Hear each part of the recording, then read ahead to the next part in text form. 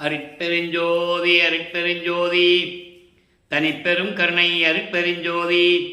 எல்லா உயிர்களும் இன்புற்று வாழ்க, வள்ளல் மலரடி வாழ்க வாழ்க, கொல்லா விரதம் குவள எல்லாம் ஓங்குக, நல்லோர் நினைத்த நலம் பெறுக, நன்றி நினைத்த எல்லோரும் வாழ்க இசைந்து. உலக மக்களே, அறிவார்ந்த அன்பர்களே, ஆண்மநேய ஒருமைப்பாடுடைய அன்பர்களே, அருட்பெருஞ்சோதி ஆண்டவருடைய திருவிளையாடல்களை பார்த்து கொண்டிருக்கிறோம். அருட்பெருஞ்சோதி ஆண்டவர் திருவிளையாடல் உருவாவதற்கு காரணம், இந்த பிரபஞ்சம் தோன்றிய காலத்திலிருந்தே 4 யுகங்களிலுமே, கிரேத யுகம், திரேத யுகம், துவார யுகம், கலியுகம், இந்த 4 யுகங்களிலுமே சமயங்களும் மதங்களும் மார்க்கங்களும் தோன்றி அதற்கு ஏற்றபடி அந்தந்த சமயத்தினுடைய தலைவர்களை உருவாக்கி கோயில்களை அமைத்து வழிபாட்டு முறைகளையும் அமைத்து மக்களை வழிபட செய்து விட்டார்கள். இந்த யுகங்களெல்லாம் முடிந்த பிறகு, அந்த யுகங்களிலே தோன்றிய சமயங்களும் மதங்களும் மார்க்கங்களும் முடிந்த பிறகு, இப்போ நடந்து கொண்டிருக்கின்ற சதுர்யுகத்திற்கு, சதுர்யுகம் வளர்ப்பமானவர் ஒளியுகம் என்று கூறுவார்கள். இந்த சதுர்யுகத்திலே வாழ்கின்ற மக்களுக்கு ஒரு ஆன்மீக மார்க்கம் வேண்டும் என்பதற்காகவும், அந்த ஆன்மீக மார்க்கம் சமரசமாக இருக்க வேண்டும் என்பதற்காகவே அருட்பெருஞ்சோதி ஆண்டவர் சுத்த சன்மார்க்கத்தை உருவாக்கி உலக மக்களிடையே, இந்த உலகில் வாழ்கின்ற மக்களுக்கு சுத்த சன்மார்க்கத்தை தெளிவுபடுத்தி உலக மக்களை எல்லாம் சுத்த சன்மார்க்கத்தில் இணைத்து இறைவன் ஒருவனே என்ற நிலையில் இருந்து கொண்டு உலக மக்களெல்லாம் இன்புற்று வாழ வேண்டும் என்பதற்காகவே தனது அருளால் பெற்றெடுத்த ஒரு ஆண்மகனை செல்வப்பிள்ளை என்று பெயரிட்டு வளர்த்து கொண்டிருக்கிறார். தனது மகனை இந்த பூலோகத்திற்கு ஒரு தாயின் வழியாக வருவிக்க செய்தார் அருட்பெருஞ்சோதி ஆண்டவர். தாயின் வழியாக வருவிக்க உற்ற அந்த இடம் சிதம்பரம் அருகிலே மருதூர் என்ற ஒரு கிராமம். அந்த கிராமத்திலே சைவ குலத்திலே வசித்துக் கொண்டிருந்த ராமையப்பிள்ளை சின்னையம்மையார் அவர்களுடைய உறவில் உலகியல் வாழ்க்கையில் மகனாக வருவிக்க உற்றார். ஏற்கனவே அவர்களுக்கு உலகியலிலே பிறந்தவர்கள் உண்டு. 2 ஆண் பிள்ளைகள், 2 பெண் பிள்ளைகள். இவர் 5வது குழந்தையாக இறைவனால் வருவிக்க உற்றவர். வருவிக்க உற்றவர் என்பது ஏற்கனவே நான் விளக்கங்கள் கொடுத்திருக்கிறேன். இறைவனால் ஒரு காரியம், ஒரு காரியங்கள் நடக்க வேண்டும் என்றால் அவரை எப்படி வேணாலும் ஒரு ஆண்மகனையோ ஒரு பெண் பிள்ளையோ வருவிக்க செய்ய முடியும். அந்த நிலையில்தான் இறைவன் வருவிக்க செய்தார் நமது பிள்ளை பெருமானவர்களை. அப்போ ஒரு தாயின் கருவறையிலே இருக்கும்போது எப்படியெல்லாம் திருவிளையாடல் நடந்தது என்பதை நாம் ஏற்கனவே விளக்கமாக பார்த்துவிட்டோம். 1823ஆம் ஆண்டு தொடங்கிய திருவிளையாடல் நமது பிள்ளை பெருமானவர்கள் 5/10/1823ஆம் ஆண்டு வருவிக்க உற்றார். 30/1/1874 இரவு 12 மணி வரையிலும் இறைவனுடைய திருவிளையாடல் தொடர்கிறது. அப்போ அந்த 51 ஆண்டு திருவிளையாடல்களையும் அருட்பெருஞ்சாண்டவர் 8 ஆண்டுகளாக பிரித்து தன் மகனுக்கு எப்படியெல்லாம் அருளை கொடுத்து கொண்டிருக்கிறார் என்பதை தான் திருவற்பாவிலிருந்தே பார்த்து கொண்டிருக்கிறோம். இதுவரையிலும் 291 பதிவுகளை பார்த்திருக்கிறோம். இன்னைக்கு 292வது எபிசோடு பதிவு. பாடல்களை நன்றாக கவனியுங்கள். ஒரு தாயின் கருவறையிலே இருக்கும்போது நடந்த திருவிளையாடல்களை பார்த்துவிட்டு அதன் பிறகு சிதம்பரத்திலே 5 மாத குழந்தையாக நமது பிள்ளை பெருமானவர்கள் இருக்கும்போது அருட்பெருஞ்சாண்டவர் எப்படி தன் மகனுக்கு சிதம்பர ரகசியத்தை காட்டினார் என்பதையும் தெளிவாக பார்த்துவிட்டோம். அதன் பிறகு ராமையப்பிள்ளை அவர்கள் காலமான உடனே அந்த அம்மையார் குழந்தைகளெல்லாம் அழைத்து கொண்டு பொன்னேரி என்ற இடத்தில் இருக்கின்ற சின்னக்காவனம் என்ற ஒரு கிராமத்திற்கு செல்லுகிறார்கள். அங்கே இருக்க முடியாத காரணங்களினால் சென்னையிலே குடியேறுகிறார்கள். வீராசாமி முதலியார் தெரு, ஏழுகணர் பகுதி என்று சொல்லுவார்கள். அது இப்போ வள்ளலார் நகர் என்று அழைக்கப்படுகிறது. அங்கே வந்து குடியேறுகிறார்கள். நமது குழந்தை இறைவன் வளர்ந்து கொண்டிருக்கிறார். அவர் பள்ளியிலே சேர்க்க வேண்டிய வயது வரும்போது பள்ளியிலே சேர்க்கிறார்கள். ஆனால் நமது பிள்ளை பெருமானவர்களால் அங்கே படிக்க முடியவில்லை. ஏனென்றால் அருட்பெருஞ்சாண்டிய திருவிளையாடல் எப்படி என்றால், தன்னுடைய மகன் இந்த உலக படிப்பை, இந்த சந்தை படிப்பை எந்த ஆசிரியரும் கற்கக்கூடாது. 2வது, தனது மகன் யாரையும் குருவாக ஏற்றுக்கொள்ளக்கூடாது. இந்த நிலையில் இருக்கும்போது அவருக்கு தெரியாது. அப்போ சாதாரணமாக அவரும் பிறந்திருக்கார் என்று மட்டும்தான் அவருக்கு தெரியும். ஏதோ பிறந்துட்டோம் அப்படின்னு தான் அவருக்கு தெரியுமே தவிர இறைவனுடைய மகன் என்று அவருக்கு தெரியாது. யாருக்குமே தெரியாது. அப்போ அந்த 8 ஆண்டுகளுக்குள் என்ன நடந்தது என்பதை நாம் ஏற்கனவே விரிவாக பார்த்து விட்டோம். பள்ளிக்கூடத்தில் படிக்க போகல, அப்போ அந்த குடும்பத்தில் ஏற்படுகின்ற பிரச்சனைகளை எப்படி சந்தித்தார், அந்த அவமானங்களையும் துயரங்களையும் எப்படியெல்லாம் அந்த குழந்தை இறைவன் எப்படியெல்லாம் தாங்கினார் என்பதை எல்லாம் விளக்கமாக பார்த்து விட்டோம். அப்போ அவர் ஒரு தனிமையான ஒரு இடத்தை நாடும்போது ஒரு தனிமையான ஒரு இடம் வேணும் அவருக்கு. அப்படி போன இடம் தான் கந்தகோட்டம் என்ற ஒரு இடம். அங்கே ஒரு முருகன் கோயில் இருக்குது, இப்போவும் இருக்குது சென்னையில். அப்போது அந்த தனிமையான இடத்தில் இருந்து கொண்டு இருக்கும்போது அங்கே வருகின்றவர்கள்லாம், என்ன ராமலிங்கம் பள்ளிக்கூடத்துக்கு போகாமல் இப்படி இருக்கிற அப்படின்லாம் பேசும்போது ஏதாவது பாட்டு பாடுன்னு சொல்லும்போது முருகனை பற்றி பாடுகிறார். இப்போது அவர் பாடிதான் ஆகணும். சமயங்களையும் மதங்களையும் மார்க்கங்களையும் சார்ந்த அந்த குடும்பத்திலே வருவிக்க விட்டதனால், சைவகுலத்தில் வருவிக்க விட்டதனால் அவர் சமயங்களையும் மார்க்கங்களில் இருக்கின்ற நெறிகளையும் மதங்களில் கூறப்பட்ட நெறிகளையும் பின்பற்றி கொண்டிருக்கிறார். சைவ சமயத்தின் அடையாளமாகிய திருநுரை பூசிக்கொண்டிருக்கிறார். உத்தராட்சமாலை போட்டுக் கொண்டிருக்கிறார். சிவபெருமானை வழிபட்டு கொண்டிருக்கிறார். நமச்சிவாயா, சிவாய நம, ஓம் சிவாயா, சிவசிவான் சொல்லி மந்திரங்களை சொல்லி வழிபட்டு கொண்டிருக்கிறார். சரியை கிரிய யோகம் என்ற 12 நிலைகளில் இருந்து கொண்டிருக்கிறார். இந்த சரியை கிரிய யோகம் என்ற 12 நிலைகள் ஒவ்வொன்றும் 4 நிலைகள். சரியையில் சரியை, சரியையில் கிரியை, சரியையில் யோகம், சரியையில் ஞானம், இப்படி ஒவ்வொன்றுக்கும் 4 பிரிவுகள் உண்டு. இந்த 12 நிலைகளிலும் இருந்து கொண்டிருக்கிறார். சரியை என்பது உருவங்களை பார்த்து வழிபடுவது. தங்களுடைய இறைவனை, தங்களுடைய கர்த்தாவை, தங்களுடைய தலைவனை எப்படி மனதில் உருவகப்படுத்துகிறார்களோ அந்த உருவத்தை பார்த்து வழிபடுவது. இது எல்லா சமயங்களிலும் உண்டு. சைவத்திலும் உண்டு, வைஷ்ணவத்திலும் உண்டு, கௌபாரம், சௌவத்தியம், சௌரம், நிறைய சமயங்கள் உண்டு. அப்போ சைவ சமயத்தின் அடையாளமாகிய திருநீறு பூசிக்கொள்வது, உத்தராட்சமலை போட்டுக்கொள்வது வழக்கம். சைவ சமயத்தினருக்கு வழக்கம். அவங்க சிவபெருமானை வழிபடுவார்கள். சிவபெருமானை சைவ சமயத்தின் தலைவனாக ஏற்றுக்கொண்டு வழிபட்டு கொண்டிருப்பார்கள். அந்த நிலையில் நமது பிள்ளைப்பெருமானவர்கள் இருந்து கொண்டிருக்கிறார். இந்த நிலைகள் 8 ஆண்டுகள் வரைக்கும் தொடர்ந்து கொண்டிருக்கும் போது 9வது ஆண்டிலே நமது பிள்ளைப்பெருமானவர்கள் அடியெடுத்து வைக்கும்போது இந்த பூலோகத்திற்கு வருவிக்கு விட்டு 9 ஆண்டுகள். வல்லப்பமான பற்றி பேசும்போது வயதை குறிப்பிடக்கூடாது என்ற இந்த விளக்கத்தை எல்லாம் நான் ஏற்கனவே கொடுத்திருக்கிறேன். பிறந்தவர் என்றால் அவர்களுக்கு பிறப்பு இறப்பு உண்டு. பிறக்கின்றவர்களுக்கு, வருவிக்க விட்டவருக்கு கிடையாது. அவர் ஒவ்வொரு யுகத்தில் இருந்தார் என்பதையும் திருவெட்பாவை பாடலிலே கூறியதை நாம் விளக்கமாக பார்த்து விட்டோம். ஊழிதோறும் ஊழி உழப்பராது ஓங்கி வாழி என்று எனக்கு வாய்த்த நன்னிதியே, இது அருப்பெருஞ்சோதி அகவல்ல உண்டு. ஊழிதோறும் ஊழி உயிர்தழைத்து ஓங்கினன் என்று கூறுவார். இது 6ஆம் திருமுறையில் பாடல்களிலே உண்டு. ஊழிதோறு ஊழி உளவினும் அழியா உடம்பை அளித்தனன் என்று கூறுவார். நான் ஒவ்வொரு யுகத்தில் இருந்தவன் என்று கூறுவார். அதற்கான ஆதாரங்கள் திருவருட்பாவிலே நிறைய இடங்களில் உண்டு. அந்த விளக்கங்களை எல்லாம் நாம் ஏற்கனவே பார்த்திருக்கிறோம். என் புதியன் என்று என்னை போக்குதரோ நீர் பூர்வித்தினும் உன் பூங்கழலுக்கு அன்பு பூண்டவன் என்று சொல்லுவார். அப்போ வல்லப்பமானவர்கள் ஒவ்வொரு யுகத்திலும் இருந்ததை நமக்கு தெளிவுபடுத்துகிறார். நான் ஒவ்வொரு யுகத்திலே இருந்தவன் என்று கூறுகிறார்.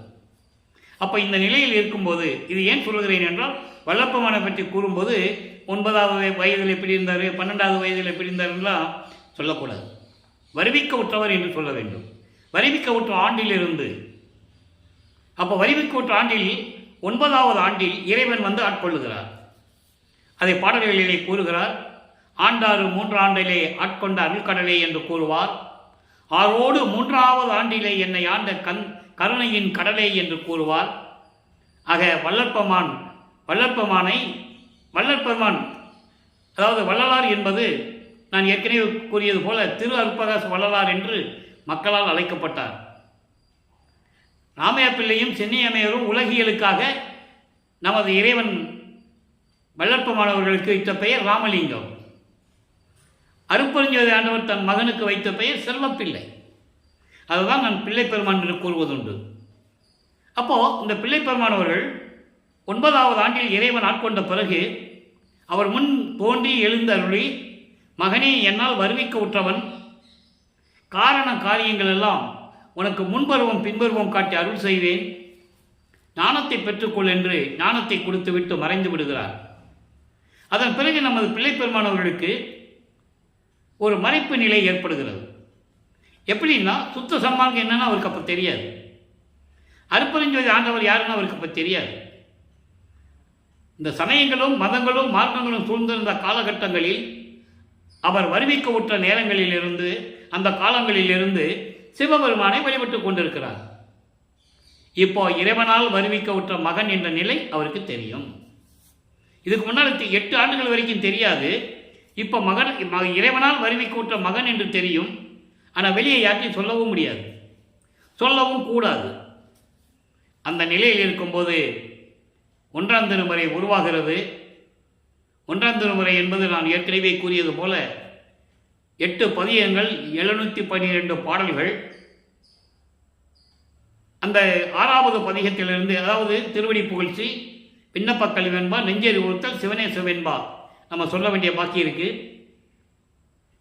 மகாதேவ மாலை ஏற்கனவே நம்ம 4 வருடங்களாக நான் யூடியூப்பில் பேசிகிட்டு இருக்கிறதுனால விளக்கங்கள் கொடுத்துட்டு இருப்பார்கள். விளக்கெல்லாம் கொடுத்துருக்கேன் 100 பாடல்களுக்கு. இருந்தாலும் இறைவனுடைய திருவிளையாடலை சொல்லும்போது அப்பப்போ சில பாடல்களை உதாரணத்துக்காக எடுத்துக்காட்டாக சொல்ல வேண்டிய கடமை இருக்கிறது. அதன் பிறகு திருவருள் முறையீடு, வடிவுடை மணிக்கு மாலை, இங்கித மாலை. திருவருள் முறையீடிலிருந்து இறைவனுடைய திருவிளையாடல் எப்படி நடக்கிறது என்பதை பார்த்து கொண்டிருக்கிறோம். திருவருள் முறையீடு 232 பாடல்களில் கூறப்பட்ட விளக்கங்களை எல்லாம் நாம் பார்த்து விட்டோம். இப்போ சிவபெருமானை பற்றி பாடியாச்சு, விண்ணப்பம் பண்ணிச்சு, முறையீடு செஞ்சாச்சு, எந்த விதமான அருளையும் கிடைக்கவில்லை என்பதனால் அம்மையை பற்றி பாடுகிறார். வடிவுடை மாணிக்க மாலை உருவாகிறது. மொத்தம் 100 பாடல்கள். இதுவரை 67 பாடல்களை பார்த்திருக்கிறோம். இன்னைக்கு 68வது பாடல். இறைவனுடைய திருவிளையாடலை சொல்லும்போது முன்கதை சுருக்கத்தை சொல்ல வேண்டிய கடமை இருக்கிறது. அப்போதான் புதுசாக பார்க்குறவங்களுக்கு, இன்னைக்கு பார்க்குறவங்களுக்கு புரியும். நமது வல்லற்பமானவர்கள் இந்த பூலோகத்திற்கு வருவிக்க உற்று எப்படியெல்லாம் துன்பங்களை அனுபவித்தார் என்ற நிலையை பாடல்களில் இருந்து தான் கூற முடியும். இப்போ வடிவுடை மாணிக்க மாலையிலே 68வது பாடல். சற்றே எனினும் என் நெஞ்ச துயரம் தவிரவும், நின் பொற்றே மலர்ப்பதம் போற்றவும், உள்ளம் புரிதி கண்டாய். சொற்றேர் அறிஞர் புகழ் ஒற்றி மேவும் துணைவர்த்தம், செம்மற்றோர் புயத்து அணைமானே வடிவுடை மாணிக்கமே. என் தாயே, என் அம்மையே, நான் உனது கணவனால் வருவிக்க உற்று, இந்த பூலோகத்திற்கு வருவிக்க உற்று இதுவரையிலும் நான் என் தந்தையிடம் முறையிட்டும் எந்தவிதமான அருளையும் வாங்க முடியவில்லை. அதனால் உன்னை போற்றி வணங்குகிறேன், எனக்கு நீ அருள வேண்டும் என்ற விளக்கத்தில் இந்த பாடலை நமக்கு அருளியிருக்கிறார்கள். சற்றே எனினும் என் நெஞ்ச துயரம் தவிரவும், அதாவது என் உள்ளத்தில் உள்ள துயரத்தை சிறிதளவாவது, இந்த பூலோகத்திற்கு நான் வருவிக்க உற்று எவ்வளவோ துன்பங்களை துயரங்களையும் அனுபவித்துக் கொண்டிருக்கிறேன், கொஞ்சமாவது என் உள்ளத்தில் இருக்கின்ற அந்த மனக்கவலையை, மன துயரத்தை கொஞ்சமாவது சிறிதளவாவது நீக்கவும், சிறிதளவாவது நீக்கவும் உன் பொன்னான மலர் திருவடிகள், மலர் போன்று மென்மையான உனது திருவடிகளை போற்றவும் என் உள்ளத்தில் இருந்து அருள்வாயாக. அந்த மாதிரி ஒரு மனசை கொடுன்னு கேட்கிறார். அந்த மாதிரி மனதை கொடுக்க வேண்டும் என்று சொல்லுகிறார். உன்னையே போற்றி பாடக்கூடிய அந்த உள்ளத்தை எனக்கு கொடுப்பாயாக, அருள்வாயாக. சொல்லாற்றல் உடைய அறிஞர்களும் புலவர்களும் போற்றக்கூடிய எனது தந்தையின் பக்கத்தில் அமர்ந்திருக்கின்ற என் தாயே, வடிவுடை மாணிக்கமே, விரைவில் வந்து எனக்கு அருள வேண்டும் என்று சொல்லி இந்த பாடலை நாம் கருதியிருக்கிறார்கள். ஆக வல்லப்பமானவர்கள் ஞானத்தை பெற்ற பிறகு 9வது ஆண்டிலிருந்து 12 ஆண்டுகளுக்குள் இந்த நிகழ்ச்சி நடந்து கொண்டிருக்கிறது. 13வது ஆண்டு தொடக்கத்தில் வருவிக்க உற்று 13வது ஆண்டு தொடக்கத்தில் ஞானத்தை பெற்றார் அல்லவா. இப்போ தியாகராஜ பெருமானை வழிபடுவதற்காக திருவொற்றியூர் செல்லுகிறார். முதல்ல போறார். அவர்கள் இருந்த இடத்திலிருந்து ஏழுகிணர் பகுதியிலிருந்து திருவொற்றியூருக்கு செல்லுகிறார். அப்போ 2ஆம் திருமுறை உருவாகிறது. 2ஆம் திருமுறை 113 பதியங்களும் 1200 பாடல்களை கொண்டது. இதுவரை 27 பதியங்களுடைய விளக்கங்களை நாம் பார்த்திருக்கிறோம். அதனுடைய ஒரு சுருக்கம். போக வேண்டியது, தேவராஜ பெருமானை பற்றி பாட வேண்டியது, விண்ணப்பம் வைக்க வேண்டியது, இந்த பூலோகத்தை நீங்கள் வருகை செஞ்சுட்டு நீ போயிட்ட, எந்த விதமான அருளையும் கொடுக்க முடியவில்லை, என்னால் பெற முடியவும் இல்லை, துன்பப்பட்டு கொண்டிருக்கிறேன் என்று முறையீடு செய்வார். இப்போது திருவொற்றியூரில் செஞ்சு எந்த பிரயோஜனம் இல்லைன்றதுக்காக திருமுல்லை வயல் போவார். அங்கே இருக்கிற சிவபெருமான் பேர் மாசிலாமணி. அங்கே போய் மனம் உருகி உருகி பாடுவார். அத்தனை பதியங்களையும் பார்த்து விட்டோம். உன்னால் வருவிக்க விட்டு நான் எவ்வளவு துன்பங்களை அனுபவித்துக் கொண்டிருக்கிறேன் என் தந்தையே, உன்னை பார்க்க வந்தால் உனது மகன் வந்திருக்கிறேன், எதற்காக வந்தாய், எப்படி இருக்கிறாய் என்று ஒரு வார்த்தை கூட கேட்பதில்லை, ஊமை போல நின்று கொண்டிருக்கிறாயே என்றெல்லாம் பாடுவார். அந்த விளக்கங்களை எல்லாம் பார்த்து விட்டோம். அதன் பிறகு அங்கேயும் எந்த விதமான பலனும் கிடைக்கவில்லை என்பதனால் திருவள்ளித்தாயம் என்ற ஒரு இடம் இருக்கிறது சென்னையிலே, அங்கே செல்லுகிறார். அங்கே சென்றால் அங்கே சிவபெருமான் கந்த துணியை கட்டிட்டு நிற்பார். அப்போது எனக்கு ஒரு கந்த துணியை கொடு, நானும் பக்கத்தில் கட்டிட்டு நிற்கிறேன், வரவங்க போகிறவங்கெல்லாம் உன்னை கேவலமாக பேசுவாங்க, இழிவாக பேசுவாங்க, பெத்த மகனை தெருவில் விட்டு விட்டானே என்று அந்த பழி சொல்லை நீ ஏற்கக்கூடாது, உன்மேல் பழி வந்து விடுமே என்று நான் பயப்படுகிறேன், அஞ்சுகிறேன், நான் படுகின்ற துன்பத்தை பற்றி கூட நான் கவலைப்படவில்லை, என் தந்தைக்கு பழி சொல் வந்திருக்கூடாதே என்ற கவலையில் தான் உன்னிடம் அருள வேண்டும் என்று கெஞ்சுகிறேன், என்னை ஏற்றுக்கொள், விரைவில் வந்து எனக்கு அருள வேண்டும் என்றுதான் கூடுவார். அந்த நிலைகளையெல்லாம் பார்த்து விட்டோம். இப்போ பதிகம் 28 சன்னதி முறையிலே கடைசி பாடல் 11வது பாடல். போற்ற வைத்தனை புண்ணியனை, என்னை சாற்ற வைத்தனை, நீ புகழ் தன்மையை தேற்ற வைத்தனை, நெஞ்சகத்தே தெளிந்த அன்பை ஊற்ற வைத்தனை, உன் ஒற்றி மேவியே. இது பாடல். என்ன சொல்றாருன்னா, இந்த பூலோகத்திற்கு என்னை வருவிக்க உற்று 8 ஆண்டுகள் வரையிலும் எந்த விதமான அருளையும் கொடுக்காமல் இருந்த நீ 9வது ஆண்டில் விளையாடும் பருவத்தில் சிறு பருவம் என்று சொல்லுவார். அந்த பருவத்திலே என்னை வந்து ஆட்கொண்டாய். அதாவது 9வது ஆண்டில் ஆட்கொண்டதை கூறுகிறார். 9வது ஆண்டிலே ஆட்கொண்டு உன்னை பாடுகின்ற, உன்னை போற்றி பாடுகின்ற ஆற்றலை எனக்கு கொடுத்தாய். நான் இல்லை என்று சொல்லவில்லை. அதான் சொல்றாரு, போற்ற வைத்தனை, உன்னை போற்றும்படி என்னை செய்தாய், பாட வைத்தாய் புண்ணியனே, என்னை வணங்கும்படியும் செய்தாய். அதோடு மட்டுமல்ல, உன் புகழ் தன்மையை தெளிய வைத்தாய். உன் புகழ் தன்மையை தெளிய வைத்தாய், மனதை தெளிவாக்கினாய். இருந்தாலும் உனது அன்பை என் உள்ளத்திலே ஊற்றெழுத்து வரும்படி, அதாவது ஊற்று வரும்படி அன்பு பொங்கிட்டு வருதான் உள்ளத்திலிருந்து. அப்படியெல்லாம் நீ செய்தாய். உன் ஒற்றி மேவியே, உன் திருவொற்றியூரில் இருக்கின்ற உனது இடத்துக்கு நான் வந்து கொண்டிருக்கிறேன். இப்படியெல்லாம் செய்த நீ என்னை ஆட்கொண்டு அருள வேண்டாமா என்றெல்லாம் சொல்லி முறையீடு செய்கிறார். ஆக இந்த வகையிலே வல்லப்பெருமான் அவர்கள் 9வது ஆண்டிலிருந்து 16 ஆண்டுகளுக்குள் இருந்து கொண்டிருக்கிறார். 2வது எட்டு முடிஞ்சு போச்சு. 2வது எட்டு முடிஞ்சு போச்சு. இப்போ 3வது எட்டில் அடியெடுத்து வைக்கிறார். 3வது எட்டு அடியெடுத்து வைக்கும்போது நான் ஏற்கனவே கூறியது போல 3ஆம் திருமுறை உருவாகிறது. 19 பதிகங்கள், 235 பாடலுடைய விளக்கங்களை முழுவதுமாக பார்த்து விட்டோம். அதனுடைய ஒரு சுருக்கம்.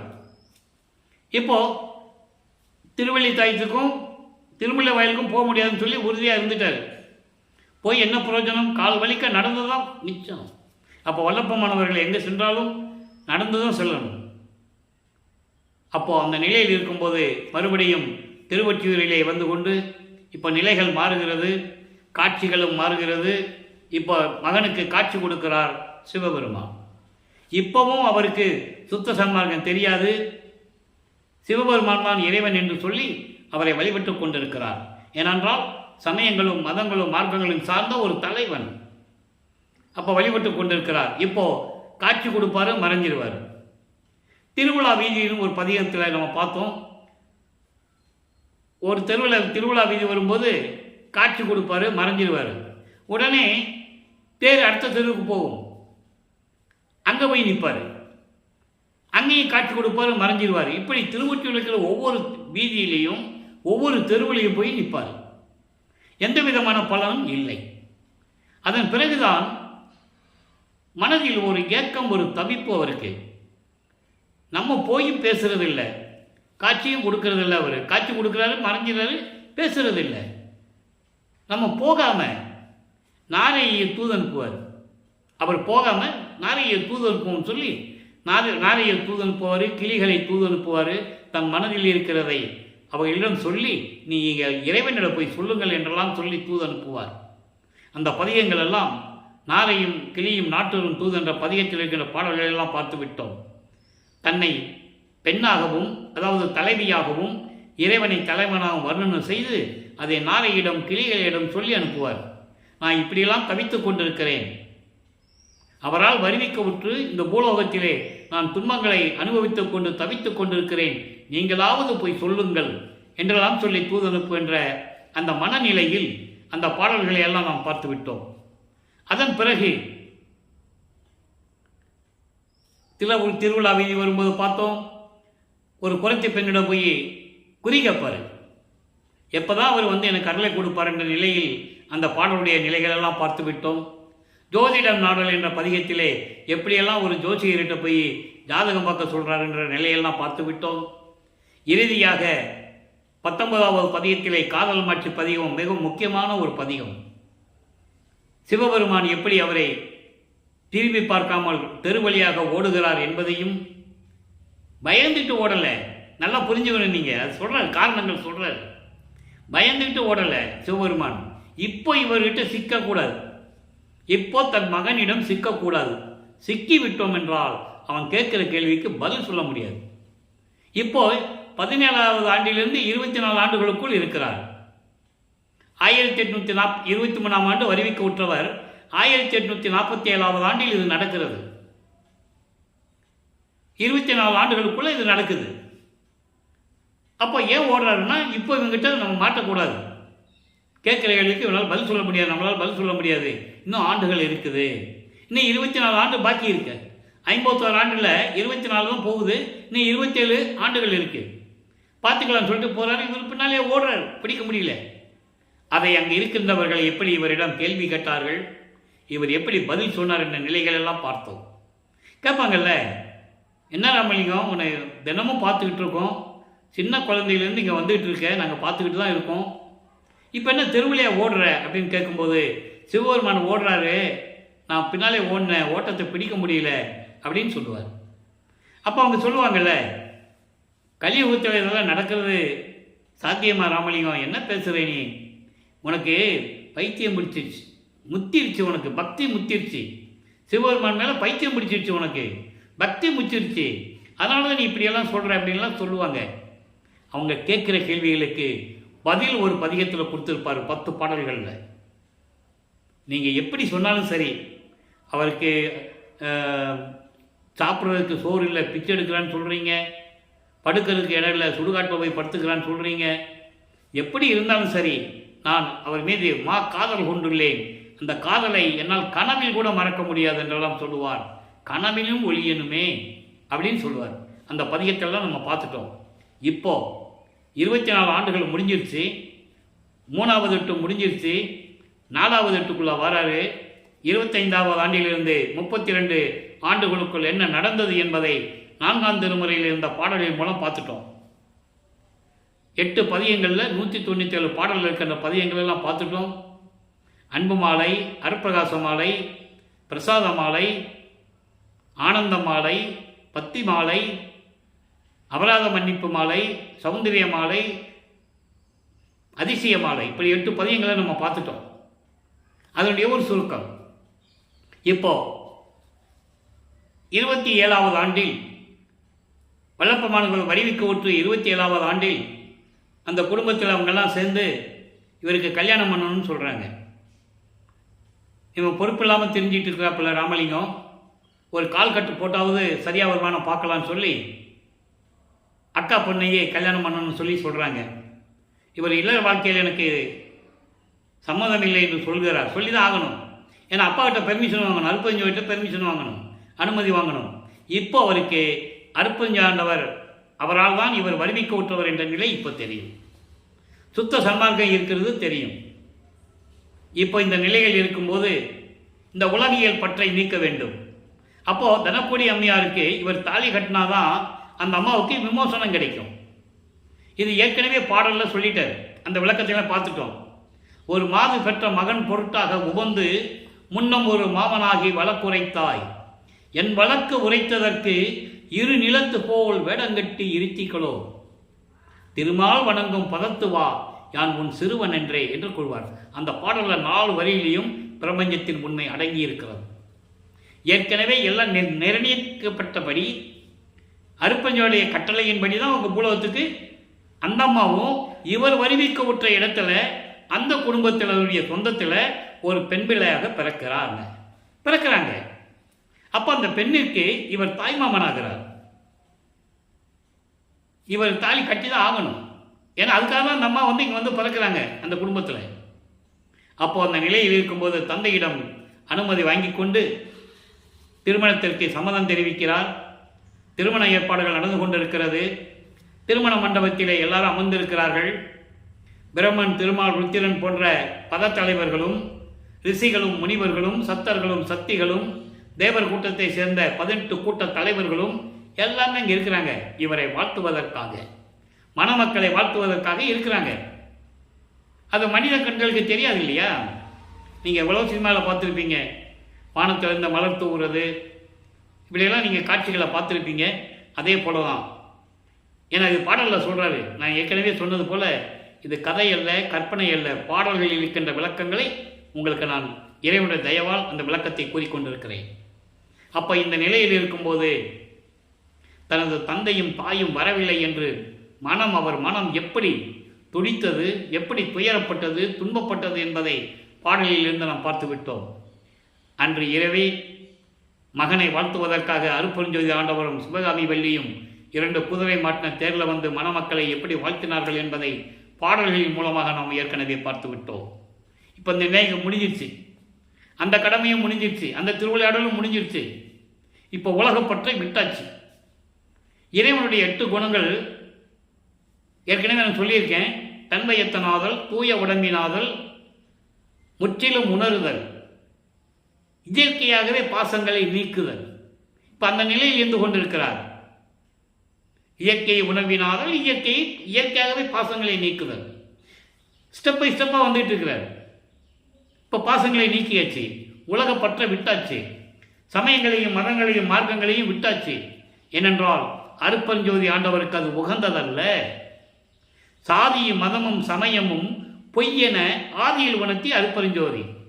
சிவபெருமானை வழிபடுகின்ற வரைக்கும் அது சமயங்களை சார்ந்தது, மார்க்கங்களை சார்ந்தது. அந்த நிலையிலிருந்து வெளியே வரும்போது சுத்த சன்மார்க்கம். இப்போ அருப்பெருஞ்சோதி ஆண்டவருக்கு அது உகந்ததல்ல.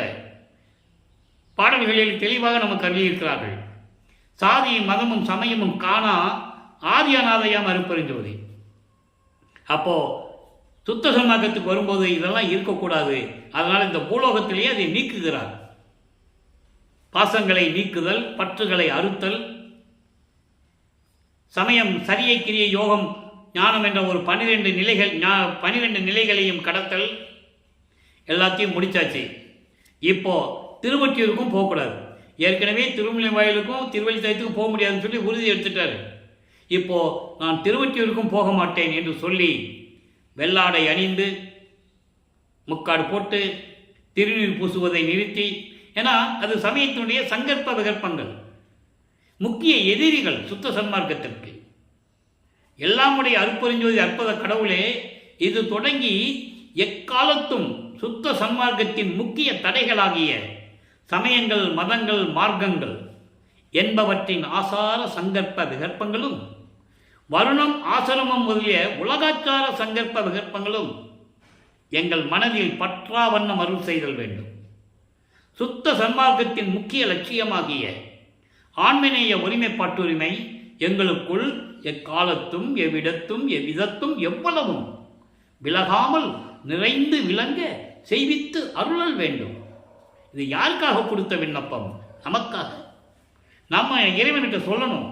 காரணம், காலமாக இத்தனை யுகங்களாக சமயங்களிலும் மதங்களிலும் மாற்றி ஈடுபட்டு கொண்டு அவர்களுக்கு சுதந்திர அடிப்படையில் அவங்களுடைய தலைவர்களை வணங்கி கொண்டிருக்கிறார்கள்.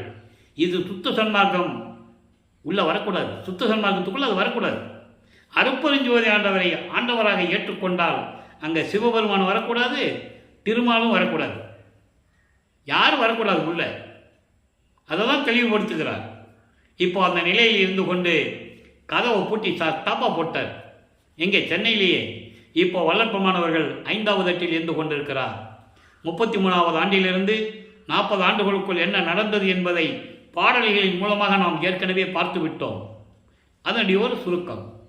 இப்போ 33வது ஆண்டில் தத்துவங்களை கடந்து, அண்டங்களை கடந்து, அந்தங்களை கடந்து, சரிய கிரிய யோகம் என்ற 12 நிலைகளையும் கடந்து, வெளிகளை கடந்து, ஏற்கனவே நிறைய விளக்கம் கொடுத்துட்டேன். நமக்கு நேரம் பார்த்து அது மறுபடியும் சொன்னால், இருந்தாலும் ஒரு சுருக்கத்தை சொல்கிறேன்.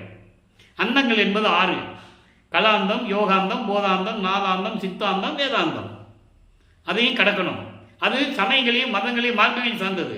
சுத்த சன்மார்க்கத்து சுத்த கலாந்தம் வந்துடும், சுத்த கலாந்தம், சுத்த வேதாந்தம், சுத்த சித்தாந்தம், அப்படி வந்துடும். ஆக தத்துவங்களை கடக்கிறார். 36 தத்துவங்கள், 60 தத்துவிகள். ஆன்ம தத்துவம் 24, விஷ்ணு தத்துவம் 7, சிவ தத்துவம் 5, 36. இதனுடைய உட்கருவிகள் 60. அதையும் கடந்துறார். என தத்துவங்களை நிகரம் செய்தல். இப்போ கதவு சாத்தியில் உள்ள இருக்கிறார்ல, இப்போ ஏமசித்தியை வாங்குவார். அப்போ ஏமசித்தி, சாகா கல்வி, தத்துவங்களை நிகரம் செய்தல், கடவுள் நிலை அறிந்து அம்மையமாதல்.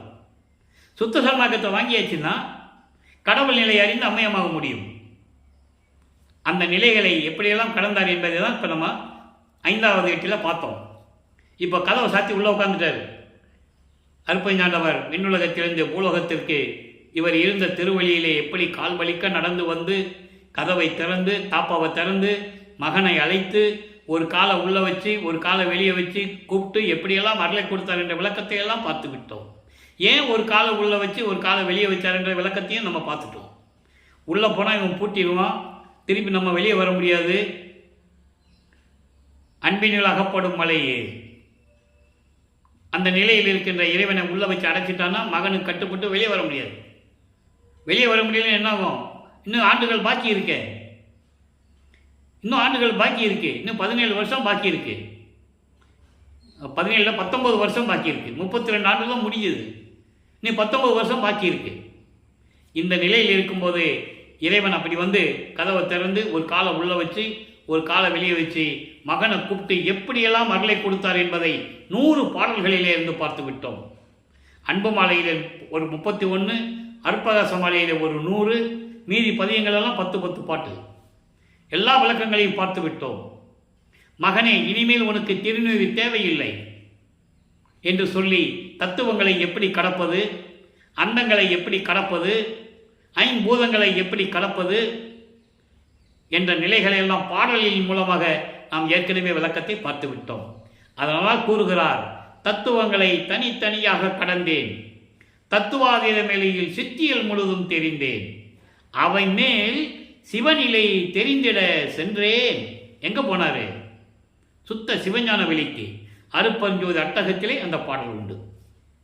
ஆக இந்த நிலைகளெல்லாம் கடந்து, அந்தங்களை கடந்து, தத்துவங்களை கடந்து, எல்லா நிலையும் கடந்து, பெருவெளிகளை எல்லாம் கடந்து, அதாவது பரவெளி, பரம்பரவெளி, பராபரவெளி, பெருவெளி, பெருசுகவெளி போன்ற வெளிகளை எல்லாம் கடந்து, என முத்தேகத்தை பெற்றுவிட்டார். அப்போ முத்தேகத்தினுடைய வெளிகள் எல்லாம் உண்டு. சுத்த தேகத்துக்கு பரவெளி, பரம்பரவெளி பிரவண தேகத்துக்கு உரியது, ஞான தேகத்துக்கு உரியது பராபரவெளி, இப்படி நிறைய வெளிகள் உண்டு. அதெல்லாம் கடந்து அங்கே சுத்த சிவஞான வெளிக்கு சென்று கொண்டிருக்கிறார். அங்கே ஒரு சத்தியஞான சபை இருக்கிறது. அங்கே அந்த இருக்கிற சத்தியஞான சபைக்கு போகும்போது 33வது ஆண்டு எப்படி திருவொற்றியூருக்கு 13வது ஆண்டில் போனாரோ அதே மாதிரி வருவிக்கப்பட்டு 33வது ஆண்டில் அங்கே போகிறார். அதற்கு பிறகு உலகில் வந்த செய்திகள்லாம் உங்களுக்கு தெரியும். அது தினமும் சொல்லணும் அவசியம் இல்லை. ஏன்னா ராமலிங்க காணன்னு சொல்லும்போது அது எங்கே போனாலும் தெரியாது அப்படின்லாம் சொல்லிகிட்டு இருப்பாங்க. ஆனால் வளர்ப்பு என்னன்னு சொல்கிறாரு, நான் அங்கே போயிட்டேன்னு சொல்கிறேன். அதை நீங்கள் புரிஞ்சுக்கணும். அதுக்காக தான் நம்ம சொல்ல வேண்டியிருக்கு. வல்லப்பெருமானுடைய உண்மை நிலையை திருவருட்பாவில் இருக்கின்ற விளக்கங்களை மக்களுக்கு சொல்லணும். யாரும் சொல்லாதனால நம்ம சொல்லிகிட்டு இருக்கோம். அப்போ அந்த நிலையில் இருக்கும்போது அங்கே போகிறாரு. போதா அங்கே ஒரே கூட்டமாக இருக்குது. அப்போது முதல்ல தேவர்கள் தான் இருக்கிறாங்க, தேவர்கள். அதுக்கப்புறம் பிரம்மன் திருமாலாம் நின்றுட்டு இருக்காங்க, இந்திரன் நின்றுட்டு இருக்கான். படிக்கு கீழே தான் நிற்கணும், உள்ளே போக முடியாது.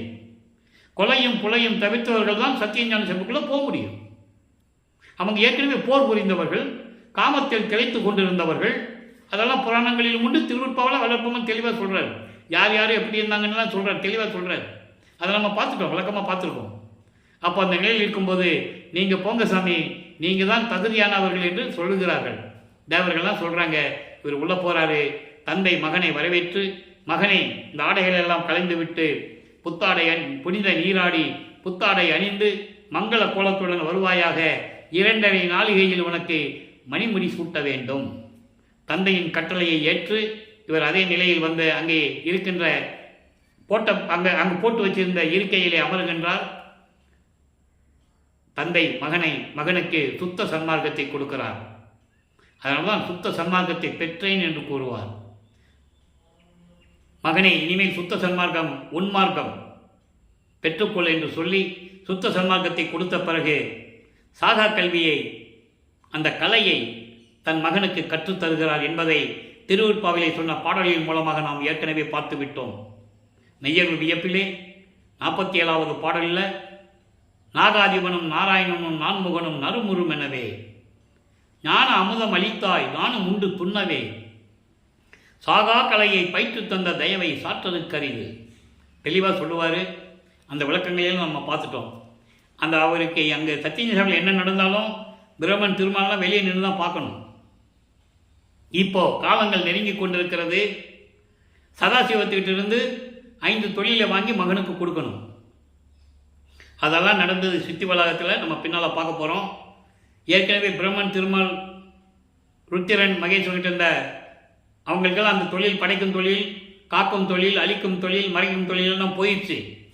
வேலை இல்லாமல் இருக்கிறாங்க. வேலைகள்லாம் முடிஞ்சு போச்சு. அவங்க பதவி காலம் முடிஞ்சு போச்சு. அவங்க 4 பதவியும் சேர்த்து சதாசிவம் கடைசியில் பண்ணிட்டு இருக்கிறாப்புல. இப்போ அதையும் வாங்கணும். அது எப்போ வாங்குறாங்கன்னா 30/1/1874 இரவு 12 மணிக்கு சதாசிவத்தை வாங்கி மகனுக்கு கொடுக்குறாரு. இது நடக்கிறது சித்தி வளாகம். நம்ம அந்த விளக்கங்களை பின்னால் பார்க்க போகிறோம். இப்போது சாகா கல்வியை கற்றுக்கிட்டாச்சு, சுத்த சன்மார்க்கத்தை வாங்கியாச்சு, எல்லா அருளையும் வாங்கியாச்சு. 3 தான் பாக்கி. அருப்பெருஞ்சோதியை வாங்கணும், திருவருள் செங்கோலாட்சியை வாங்கணும். அடுத்து அருப்பெருஞ்சாண்டவர் வந்து மகனோட கலந்துக்கணும், அப்பா வந்து மகனோட கலந்துக்கணும். அது கான்செப்ட் என்னென்னா, அதனுடைய நோக்கம் என்னவென்றால், அருப்பெருஞ்சாண்டவர் தன் அருளில் பிரிந்த ஒரு கூரோடு தெளிவாக சொல்லுவார். ஒரு கூறுனா ஒரு பகுதி, பிரிவு. பிரிந்த சக்தியோடு 51 ஆண்டுகள் கழித்து மீண்டும் அருப்பெருஞ்சாண்டவர் இணைந்து கொள்ளுகிறார். ரூமுக்குள்ளே போனார், பூட்டிட்டாருங்க, மறைஞ்சிட்டாரு அப்படிலாம் சொல்லக்கூடாது. அருப்பெருஞ்சாண்டவர் பிரிந்த சக்தியோடு தன் மகனோடு ஒன்றாக கலந்து ஒரே இறைவன் என்ற நிலையை நாட்டுகிறார்கள். சுத்த சன்மார்க்கத்துடைய நெறி இறைவன் ஒருவன், ஜோதி வடிவில் இருக்கின்றவர், அவர் அருப்பெருஞ்சோதி ஆண்டவர். அப்போ 2 பேர் இருக்கிற நிலையை மாற்றணும். ஒன்றல்ல இரண்டல்ல, ஒன்றினில் இரண்டல்ல, ஒன்றோடு ஒன்றில் அகவல்ல நிறைய பாடல்கள்லாம் உண்டு. அப்போ இறைவன் தன் மகனோடு இணைந்து கொள்ளுகிறார், பிரிந்த சக்தியோடு இணைந்து கொள்ளுகிறார். இதுதான் கான்செப்ட். அதை நம்ம கடைசியில் பார்க்க போகிறோம். இப்போ பூலோகத்துக்கு திரும்பி வருகிறார். அங்கே சிதம்பரத்திலே நடந்த ஒரு திருவிளையாடலை ஏற்கனவே நம்ம பார்த்துட்டோம். ஏன்னா நேரம் அங்கே தான் போய் நிற்கிறார். எழுந்தருளுகிறார். எழுந்தருளுகிறார்கள் என்பது அங்கே ஒரு காரியம் நடக்கணும். பரசுராம் அங்கே இருக்கிறாரு, அங்கே வெங்கட ரெட்டியார் இருக்கிறாரு, கரும்புலியில் வீட்டுக்கு சொந்தக்காரர் அங்கே இருக்கிறாரு. அப்போ இவரை அங்கே போய் நிற்கணும். அப்போ இவரை பார்த்து அவர் சொல்லணும், பரசுராமன் சொல்லணும், இவர் என் தம்பி தான், உலகியல்ல தம்பி தானே, அவங்களுக்கு அதானே தெரியும், இறைவன் அவங்களுக்கு தெரியாது இல்லை. அப்போது சொல்லும்போது வெங்கட ரெட்டியார் கூப்பிட்டு வந்து இங்கே அவர் வீட்டில் ஒரு அறையை சுத்தம் பண்ணி நீங்கள் இங்கே இருந்துக்காங்க சாமின்னு கொடுத்துட்றாங்க. அப்போது கரும்புலியிலே 9 ஆண்டுகள் அங்கே இருக்கிறார். அங்கே இருக்கிற வரைக்கும் என்ன நடந்தது என்பதை பாடலின் மூலமாக ஏற்கனவே இதற்கு முன்னால் இருக்கிற எபிசோடெல்லாம் நம்ம பார்த்துட்டோம். இப்போது தந்தையும் மகனும் அங்கே எப்படி உரையாடினார்கள் என்ற விளக்கத்தையும், ஜீவகாருண்ய ஒழுக்கத்தை இந்த பிரபஞ்சத்திற்கு அறிமுகப்படுத்த வேண்டும். அப்போ ஜீவகாருண்ய ஒழுக்கம் தான் கடவுளின் வழிபாடுன்னு சொல்லிட்டாரு. மோட்ச வீட்டின் திறவுகோலும் ஜீவகாருண்ய ஒழுக்கம்தான். அப்போ மோட்ச வீட்டின் திறவுகோல் எப்படி இருக்கணும்? சுத்த சன்மார்க்கமாக இருக்கணும். அப்போ தான் அந்த பூட்டை திறக்க முடியும். ஆக அந்த நிலைகள் எல்லாம் செய்வது உலக மக்களுக்கு சொல்ல வேண்டும். பசி, பிணி, தாகம், இச்சை, எளிமை, பயம், கொலை, இந்த 7 பிரிவுகளில் சொல்லப்பட்ட ஜீவகாருண்ய ஒழுக்கக்கூடிய முழு விளக்கங்களை நம்ம பின்னால் பார்க்க போகிறோம். அப்போ அந்த ஜீவகாருண்ய ஒழுக்கம் இருக்கும்போது அதுக்கு ஒரு தர்மசாலை வேணும். அப்போது ஏற்கனவே வல்லப்பமானவர்கள் பார்வதி மக்களிடம் பேசியபடி அந்த இடத்தை பெற்றுக்கொண்டு 23/5/1867 தர்மசாலையை நிறுவி அன்றே அணைய அடுப்பை மூட்டி பசியோடு வருகின்றவர்களுக்கு பசியை போக்கிக் கொண்டிருக்கிறார். நம்மையெல்லாம் படைத்து காத்து கொண்டிருக்கின்ற அருப்பெருஞ்சோதி ஆண்டவராகிய நமது பிள்ளை பெருமானவர்கள். அவர் இறைவன் தான். நல்லா புரிஞ்சுக்கணும் நீங்கள். அப்போ இந்த நிலையில் இருக்கும்போது, தர்மசாலையில் இருக்கும்போது அங்கே நடந்த நிகழ்ச்சிகளை எல்லாம் உலகியல் விளக்கங்களில் வந்த செய்திகளை வைத்து சில விளக்கங்களை எல்லாம் பார்த்து விட்டோம். சங்கராச்சாரியார் வந்தது, அவர் சமஸ்கிருதத்தை உயர்த்தி பேசியது, சமஸ்கிருதம் தான் தாய்மொழி என்று சொல்லியது. இருக்கட்டுமே, தமிழ் வேணால் தந்தை மொழியாக இருக்கட்டுமே. தாய் என்று ஒன்று இருந்தால் தந்தை ஒன்று இருக்கணுமே. தாய் என்று ஒரு വ്യക്தி இருந்தால் தந்தை என்பவன் ஒருவன் இருக்கணுமே. தமிழ் வேணால் தந்தை மொழியாக இருக்கட்டுமே என்று சொல்லி அந்த அவருக்கு சங்கராச்சாரியருக்கு சில அற்புத நிகழ்ச்சிகளை எல்லாம் காட்டி அவர் வியந்து போய் வல்லப்பமானிடம் எப்படியெல்லாம் சரணடைந்தார் என்பதையெல்லாம் பார்த்துவிட்டோம். அதன் பிறகு 1869 இது ஒரு முக்கியமான திருவிளையாடல். காரணம், திருவொற்பாவை வெளியிடக்கூடாது, திருவொற்பாவை தடை செய்ய வேண்டும் என்ற நோக்கத்தில் சாதிகளையும் மதங்களையும் மார்க்கங்களையும் ஜாதிகளையும் பற்று கொண்டவர்கள் ஆறுமுக நாவலார் தலைமையிலே வழக்கு தொடர்ந்து விட்டார்கள். ஆறுமுக நாவலார் முத்துசாமி ஐயர் என்ற ஒரு வழக்கறிஞரிடம் தனது வாதங்களை எடுத்துரைத்து வழக்கை பதிவு செய்து விட்டார்கள். வழக்கு விசாரணைக்கு வருகிறது. வாதியிடம் விசாரித்து முடித்து விட்டது. பிரதிவாதி எங்கே என்று கேட்கும்போது ராமலிங்க பிள்ளை ராமலிங்க பிள்ளை ராமலிங்க பிள்ளை என்று நீதிமன்ற ஊழியர் அழைக்கும் போது எழுந்தருளுகிறார். அது வரைக்கும் அங்கே இல்லை. அவர் நல்லா புரிஞ்சுக்கணும். நீங்கள் திடீரென்று எழுந்தருளுகிறார். நீங்கள் தான் ராமலிங்க பிள்ளையா என்று நீதிபதி கேட்கும்போது இவர் அவருக்கு காட்சி கொடுக்கிறார். எப்படி காட்சி கொடுக்குறார் உனக்கு எப்படி தெரியும்லாம் நம்மளை நீங்கள் கேட்கக்கூடாது. ஏன் சொல்கிறேன்னா, அது இறைவன் கொடுத்த விளக்கங்கள் நிறைய உண்டு. பாடல்களிலும் அங்கங்கே சில குறிப்பிட்ட இடங்களில் சொல்லியிருப்பார். அதை வைத்து தான் கூற வேண்டிய ஒரு நிலை ஏற்படுகிறது. அப்போ காட்சி கொடுக்கும்போது அவர் உணர்கிறார், பிரிட்டிஷ்காரர் நீதிபதி. அப்போ விளக்கங்கள் விசாரணைகள்லாம் நடக்குது. இவர் பார்த்தோன்னே அவர் எந்திரிச்சு நிற்கிறார். நீதிபதி எந்திரிச்சு நின்றதுனால மற்றவங்க நிற்கிறாங்க. நல்லா புரிஞ்சுக்கணும். நீங்கள் எந்திரிச்சு நின்றதுனால வழக்கு தள்ளுபடி ஆகலை. எந்த நீதிமன்றத்திலையும் பிரதிவாதி போகும்போது வாதிகளும் நீதிபதி எந்திரிச்சுன்னா வழக்கு தள்ளுபடி ஆகாது. நீதிபதி முதல்ல எந்திரிச்சு நிற்க மாட்டார், நிற்கக்கூடாது. இது ஒரு கான்செப்ட். இது ஆக அவர் வாக்குவாதம் நடக்கிறது, விசாரணை நடக்கிறது. எப்படி பாடல்களை இயற்றினீர்கள் என்று அவர் கேட்டிருக்கக்கூடும். இவர் சொல்லியிருக்கக்கூடும், இறைவனால் தான் நான் எழுதினேன், இறைவன் கொடுத்த அருளினால், இறைவனுடைய அருளால் நான் பாடல்களை இயற்றினேன் என்று சொல்லி இருக்கக்கூடும். அப்படிதான் அது வரணும். அதனால் அது ஏன் சொல்கிறாருன்னா, நான் உரைக்கின்ற வார்த்தைகள் எல்லாம் நாயகன் நான் பார்த்தேன்னு சொல்லியிருக்கார் ஒரு இடத்துல. அப்போ இறைவன் அருளால் எழுதினேன் என்று சொன்னது உண்மை. அப்படிதான் நம்ம விளக்கத்தை பார்க்கணும். சில மறைமுகமாக சூட்சமமாக விளக்கங்கள்லாம் உண்டு திருவொற்பாவிலே. தான் சுத்த சமாகத்தில் இருந்தும் தெரிந்தும் கூட தன்னுடன் இருந்தவர்கள் அதை பின்பற்றவில்லை என்பதை பாடலிலே சொல்லுவார். என்னை சுற்றி இருந்தவர்கள் சதி செய்தனர் என்று கூறுவார். சதி செய்தனர் என்னவென்றால், நான் சொல்லுவதை ஏற்றுக்கொள்ளவில்லை அவர்கள், சுத்த சன்மார்க்கத்தை மதிக்கவில்லை அவர்கள் என்ற நிலையில்தான் அந்த வரியை அவர் சொல்லுகிறார் அந்த இடத்துல. ஆக அந்த விளக்கத்தை எல்லாம் அப்படி சூட்சமமான வரிகளை ஒரு விளக்கமாக நம்ம எடுத்துக்கணும். ஆக நீதிபதி அவர்கள் திருவொற்பாவை மறுப்பாய் என்று அறிவிக்க முடியாது, நன்றாக நான் உணர்ந்து விட்டேன், இது மக்களுக்கு ஏற்ற அத்தனை பாடல்கள் மக்களுக்கு ஏற்றது என்று சொல்லி திருவொற்பாவை மறுப்பாய் என்று அறிவிக்க முடியாது, இந்த வழக்கை தள்ளுபடி செய்கிறேன் என்று சொல்லி தீர்ப்பளிக்கிறார். அந்த உத்தமமான பெரிய தீர்ப்பை, அற்புதமான ஒரு தீர்ப்பை நமது இறைவன் பெற்றுக்கொண்டு தர்மசாலிக்கே எழுந்தருளுகிறார். தர்மசாலையில் இருக்கும்போது உத்தரஞான சிதம்பரம் மாலை எப்படி உருவாச்சு, அதனுடைய விளக்கங்கள்லாம் என்ன, சமாதி வற்புறுத்தலை எப்படி சொல்கிறாரு, அதனுடைய விளக்கங்கள்லாம் எப்படி, நடராஜபதி மாலையும் சர்க்குருவின் மாலையும் பாடல்கள் விளக்கங்கள்லாம் பார்த்து விட்டோம். ஏன் நடராஜபதி மாலை அங்கே நமக்கு கொடுத்தாருன்னா, நடராஜன் வேறு நடராஜபதி வேறு என்று மக்களுக்கு தெரியப்படுத்த வேண்டும். பிற்காலத்தில் இதை போட்டு குழப்பிக்கிட்டு இருப்பாங்க. உறுதியான ஒரு நிலை வேண்டும் என்பதற்காகத்தான் நடராஜபதி மாலையை கூறுவார். அருப்பெருஞ்சோதி நடராஜபதி என்று கூறுவார். நடராஜன் என்பவன் சைவ சமயத்தினுடைய தலைவன். சமயங்களையும் மதங்களையும் மார்க்கங்களையும் சேர்ந்தவர்கள் அங்கே போய் வழிபடுவாங்க, அது அவங்களுடைய சுதந்திரம். ஆனால் நடராஜன் அருப்பெருஞ்சோதி ஒன்றல்ல. அந்த நிலையை தான் நம்ம திருவொற்பாவிலிருந்து பார்க்கணும்.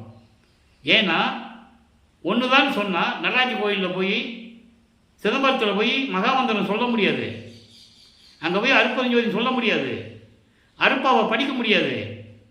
எல்லாம் புரிஞ்சுக்கணும் நீங்கள்.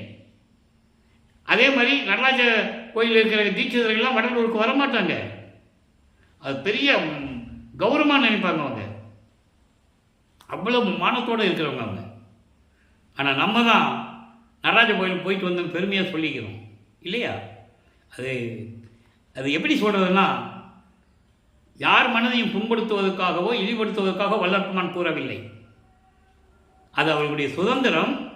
அதே நேரத்தில் வடலூருக்கு வந்தால் சுத்த சன்மார்க்க நெறியில் இருக்க வேண்டும். இங்கே வந்து சிவசிவா நமச்சிவாயா சிவபெருமான்னு சொல்லக்கூடாது. இங்கே வரும்போது அதனுடைய அடையாளமாகிய சைவ சமயத்தோட அடையாளமாக திருநீர் பூசக்கூடாது. தெளிவாக சொல்கிறாரு பாடலில். மக்கள்கிட்ட விவரமாக சொல்லணும், இந்த நிலையில் தான் இருக்கணும்னு சொல்லணும். சுத்த சன்மார்க்க நெறினா என்னன்னு மக்களுக்கு விளக்கி சொல்லணும். அது நமது கடமை. பின்பற்றுவதும் நடைமுறைப்படுத்துவதும் அவர்களுடைய சுதந்திரம். அது நம்ம சொல்கிறோம், சுத்த சன்மார்க்கத்துக்கு வந்து திருநீர் பூசக்கூடாதுப்பா, உத்திராட்ச மாலையெல்லாம் போட்டிருக்கக்கூடாது, கந்தா கடம்பான்னு சொல்லக்கூடாது, சிவபெருமான்னு சொல்லக்கூடாது, இங்கே அருப்பெருஞ்சோதி தான் சொல்லணும்னு நம்ம சொல்கிறோம். அப்படிலாம் நான் சொல்ல முடியாது அப்படின்னா ரைட்டு பண்ணி விட்டுடணும். இறைவன் அவங்களுக்கு அறிவுறுத்துவார். சுத்த சன்மார்க்கம் என்ன அப்படின்னு அவர் அறிவுறுத்துவார். அவங்க காலங்கள் வரும்போது மனம் திருந்தி உண்மையை உணர்ந்து வருவார்கள். அதனால சொன்னார், வருவார் அழைத்து வாடி வடலூர் வடதிசைக்கே, வந்தால் பெறலாம் நல்ல வரமே. வருவார் அழைத்து வாடி, அதுக்கு நிறைய விளக்கங்கள் நான் கொடுத்துருக்கேன். எப்படி வருவார் அழைத்து வாடின்னு சொன்னார். சுத்த சன்மார்க்கத்தை பற்றி சொல்லு, அவங்க சம்மதமான கூட்டுவா, இல்லைன்னா கூட்டு வராது. அதான் வருவார் அழைத்து வாடி. சுத்த சன்மார்க்கத்தை பற்றி சொல்லு, வந்தால் கூட்டுவா, இல்லைன்னா அவங்களுடைய சுதந்திரம். அது இந்த நிலையில் தான் இருக்க வேண்டும் சுத்த சன்மார்க்கம். நமக்கு கூட்டம் நெரிசல் முக்கியம் அல்ல. சுத்த சன்மார்க்க நெறியை உணர்ந்தவர்கள் வந்தாலே போதும். உலகம் பார்த்துக்கிட்டு இருக்கு, வடலூரே உலகம் பார்த்துக்கிட்டு இருக்கு. அந்த நிலையில் இருக்கும்போது நம்மளும் சுத்த சன்மார்க்கத்தை உலக மக்களுக்கு சொல்லணும். சுத்த சன்மார்க்கத்தில் இருந்தால் ஜோதி வழிபாடு தான் செய்யணும். கொலையும் கொலையும் இருக்கக்கூடாது. அதாவது மாமிச உணவுகளை சாப்பிடக்கூடாது, எந்த உயிரையும் மனதறிந்து கொள்ளக்கூடாது. அது எறும்பு இருந்தாலும் சரி, தெரியாமல் எவ்வளவோ நடக்குது, அது மன்னிக்கக்கூடியவை, இறைவனால் மன்னிக்கக்கூடியவை.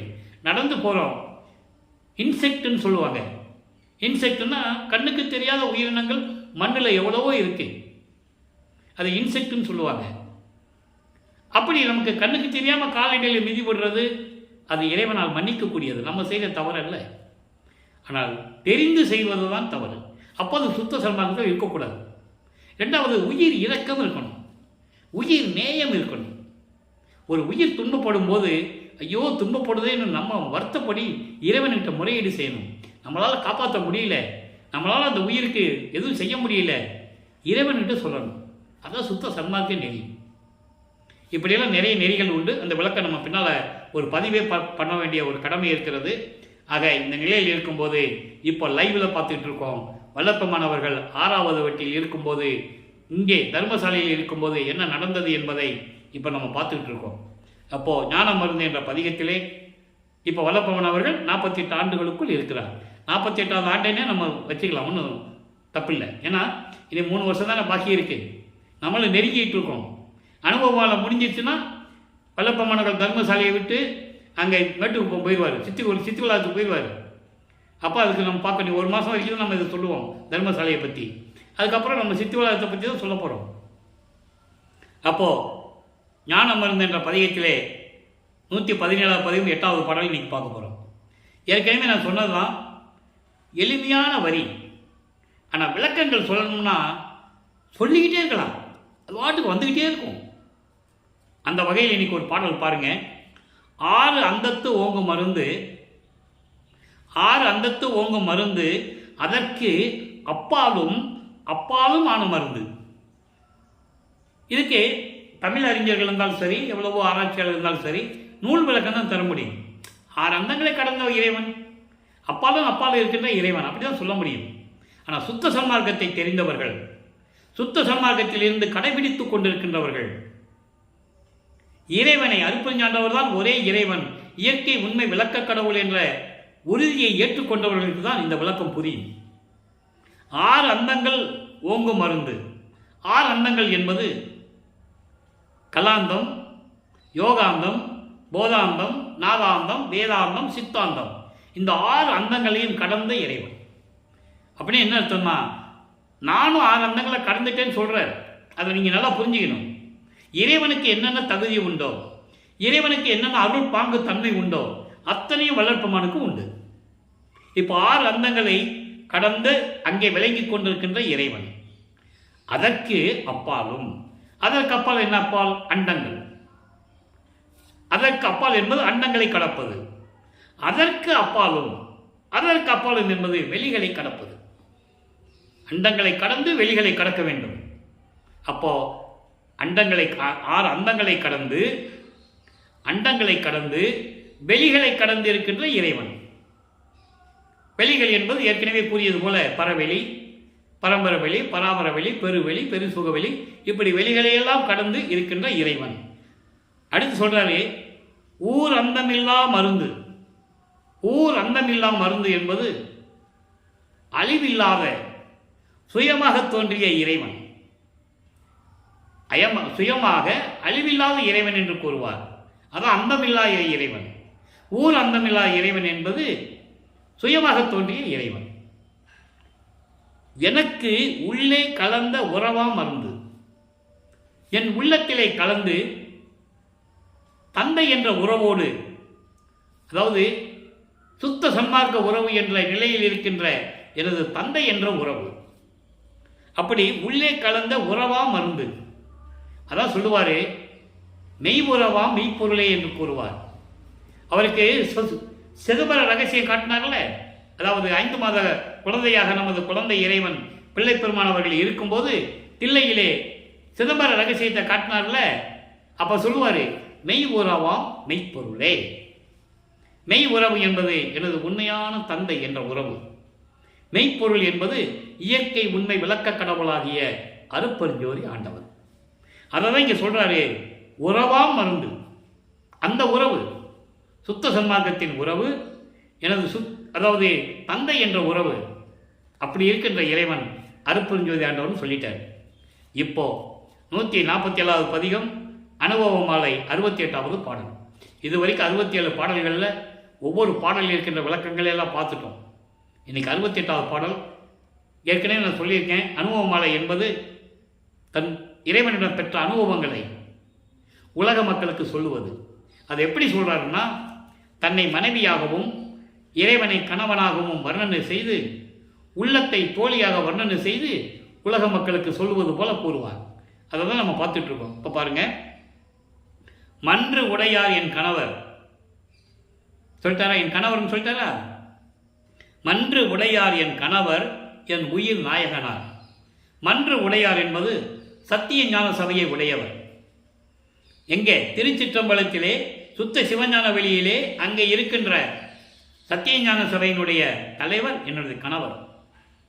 அதே மாதிரி தான் அந்த சத்தியஞான சபையை உலக மக்களுக்காக இந்த பூலோகத்திலே நமக்கு அருளினார்கள் வல்லப்பமானவர்கள் என்பதை நான் பதிவு செய்ய கடமைப்பட்டிருக்கிறேன்.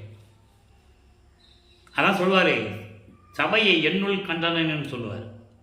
நான் எப்படி அங்கே சத்தியஞானத்தை பார்த்தனோ அதே மாதிரி நான் இங்கே உலக மக்களுக்கு நான் கொடுத்தேன்னு சொல்லுவார். மன்று உடையார் என் கணவர் என் உயிர் நாயகனார், வாய் மலர்ந்த மணி வார்த்தை மலை இலக்கமாம் தோழி. அப்படிப்பட்ட இறைவன் என்னுடைய கணவன், என் உயிர் நாயகனார். அவர் வாய் மலர்ந்து சொல்லுகின்ற அருள் வாக்கு இருக்கிறதே, அதை மலையை விட பெரியது. மலை இலக்கம், மலை இலக்கம்னா அளவிட முடியாதது, அவ்வளவு ஒப்பற்ற நிலையில் இருப்பது தோழி. உள்ளத்திடம் சொல்லுவது போல உலக மக்களுக்கு சொல்றாரே, உலக மக்களே, எனது கணவர் இருக்கிறாரே அருட்பெருஞ்சோதி ஆண்டவர், அவர் சத்தியஞான சபையை உடையவர், என் உயிர் நாயகனார். அவர் எனக்கு கொடுத்த அருள் வாக்கு இருக்கிறதே, அதெல்லாம் மலைகளை கடந்தது. யாரும் எட்ட முடியாத நிலையில் இருக்கின்ற அருளையெல்லாம் எனக்கு கொடுத்தார் உலக மக்களே.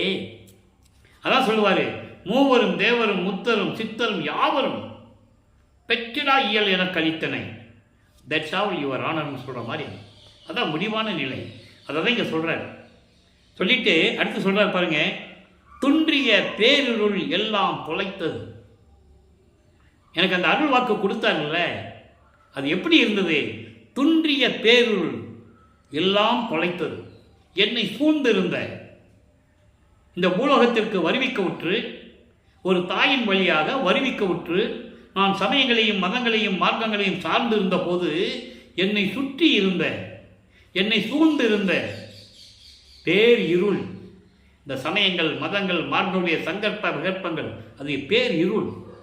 அப்படிப்பட்ட எல்லாம் தொலைந்தது. சுத்த சன்மார்க்கத்தை பெற்ற பிறகு அதெல்லாம் என்னை விட்டு நீங்கியது. பண் மாயை துகள் ஒளி மாயை மதி ஒளியோடு போயினவால், அதாவது என்னிடம் சுற்றி இருந்த ஆணவம் கண்மம் மாயை மாமாயை துரோதை போன்ற மலங்கள் இருக்கிறதே, அந்த மாயைகள் எல்லாம் இந்த அருள் ஒளியினால் எல்லாமே தீர்ந்து விட்டது, எல்லாம் போயிடுச்சு. அப்படி இருக்கும்போது எல்லாம் தீர்ந்த பிறகு அப்போ அருளை வாங்கினது சொல்றாரு. சுத்த சன்மார்க்கத்தை பெற்ற பிறகு இந்த சமயங்கள் மதங்கள் மார்க்கங்களுடைய நெறிகள் எல்லாம் என்னை விட்டு போயிடுச்சுன்னு சொல்லிட்டாரு. மாயை போயிடுச்சு மாமாயை போயிடுச்சுன்னு சொல்லிட்டாரு. எப்படி சொல்றாரு பாருங்க, போயினவால் இன்று அருளாம் பெருஞ்சோதி உதயமுற்றது. எல்லாம் போயிடுச்சு, இப்போ இறைவன் வருகிறார், அருட்பெருஞ்சோதி வருகிறார். அருட்பெருஞ்சோதி உதயமுற்றது, அருட்பெருஞ்சோதி வந்துருச்சு அப்படின்னு என்ன அர்த்தம்? இதெல்லாம் போன பிறகு அருட்பெருஞ்சோதி ஆண்டவர் வருகிறார், உதயம் உற்றது.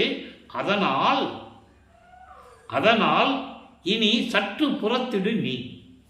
அதனால் தோழியே கொஞ்சம் வெளியே நில்லு. ஏன் வெளியே நிற்கிறே சொல்றாரு தோழியே? ஏனென்றால் அந்த மனம் ஒரு நிலையில் இல்லாதது, மனம் ஒரு குரங்கு என்று சொல்லுவார். நீ என் கூட இருந்தேன்னா நான் ஒரு நிலையில் இருக்க முடியாது, நீ கொஞ்சம் வெளியே இரு அப்படின்னு என்ன சொல்றாரு? உலக மக்களே, நீங்கள் புலையும் கொலையும் தவிர்த்திருந்தால் என்னோடு இருக்கலாம், இல்லை புறத்திருங்கள்னா வெளியே கொஞ்சம் இருங்க, தனியாக நில்லுங்க, உங்களுக்கு தேவைப்படும் போது நான் கூப்பிடுறேன். விளக்கத்தை நீங்கள் நல்லா புரிஞ்சுக்கணும். நீங்கள் எப்போ திரும்பி சுத்த சன்மார்க்கத்துக்கு வரீங்களோ அப்போ நான் உங்களை கூப்பிட்டுக்கிறேன், அது வரைக்கும் வெளியே இருங்க. நீ புறத்திடு. இறைவர் வந்த உடனே ஏன் சொல்றாருன்னா, உத்தரஞான சிதம்பரமாலையில் சொல்லுவார், ஒத்தாரையும் இழிந்தாரையும் நேர்கண்டு உவக்க, தெளிவாக சொல்லுவார். மகனே நல்லா கவனிச்சுக்கிட்டே இரு, எல்லாம் கும்பலாக வருவாங்க, அதில் ஒத்தார் யாருன்னு நீ பார்த்துக்கோ. ஒத்தார் என்பது சுத்த சன்மார்க்கத்தை சேர்ந்தவர்கள், இழிந்தார் என்பது சமயங்களையும் மதங்களையும் மார்க்கங்களையும் சார்ந்தவர்கள். அவங்கள பார்த்துக்கோ. நேர்கண்டு அவங்கள நல்லா பார்த்துட்டு தான் நீ அவங்களுக்கு தரணும், அருள் தரணும். மற்றவங்கள பரிகாரம் தான் கொடுக்கணும், அதை நான் பார்த்துக்கிறேன்னு சொல்லுவார். அதை இங்கே சொல்கிறாரு, நீ புறத்திரு. இறைவர் வந்த உடனே ஒன்று உடையேன், அதாவது இப்போ நான் தனியாக தானே இருக்கேன், இப்போ தனியாக நின்றுட்டுருக்கேன், இறைவன் வருகின்ற நேரம் வருது. வந்த உடனே நான் அவரை கலந்து அவரும் நானும் ஒன்றான பின்னர் உன்னை அழைக்கின்றேன் உவந்து. இப்போ இறைவன் வராரு, நீ கொஞ்சம் வெளியே இருங்க. இறைவன் வந்து என்னோட கலந்த பிறகு, நானும் அவர் ஒன்றா சேர்ந்த பிறகு உங்களை நான் கூப்பிடுறேன். அப்போ நீங்கள் சந்தோஷமாக வாங்க. அப்படின்னு என்ன அர்த்தம்னா, சுத்த சன்மார்க்கத்தை நீங்கள் பெற்றுக்கொள்ள வேண்டும் என்று சொல்லுகிறார். இதை ஒரு பாடலில் சொல்லுவார், பெற்றேன் என்றும் இரவாமை, வேதம் தவிர்ந்தே இறைவன் என்னை உற்றே கலந்தான், நானும் அவனை உற்றே கலந்தேன், ஒன்றானோம். அதான் இங்கே சொல்கிறார், ஒன்றான பின்னர். ஒவ்வொரு பாடலுக்கு ஒரு தொடர்பு உண்டு அன்பர்களே. அதான் கனெக்டிவிட்டின்னு சொல்லுவார் வளர்ப்பமான். பெற்றேன் என்றும் இரவாமை, வேதம் தவிர்ந்து என்னை இறைவன் உற்றை கலந்தான், நானும் கலந்து ஒன்றானோம். அதுக்கு பிறகு சொல்லுவார் பாருங்க, எற்றே அடியேன் செய்த தவம் யாரே புரிந்தார், யாரே புரிந்தார், இன்னமுதம் துற்றே, இன்னமுதம் துற்றே உலகில் நீ விரெல்லாம் வாழ்க வாழ்க துணியற்றே. நீங்கள் சுத்த சன்மார்க்கத்தை பெற்ற பிறகு, இறைவனுடைய அருளை பெற்ற பிறகு, உலக மக்களே எல்லா துன்பங்களையும் நீக்கி இன்பமாக இருங்கள். அதான் சொல்லுவார், எல்லாவையும் இன்புற்று வாழ்க என்று சொல்லுவார், இன்புற்று வாழ்க என்று சொல்லுவார்.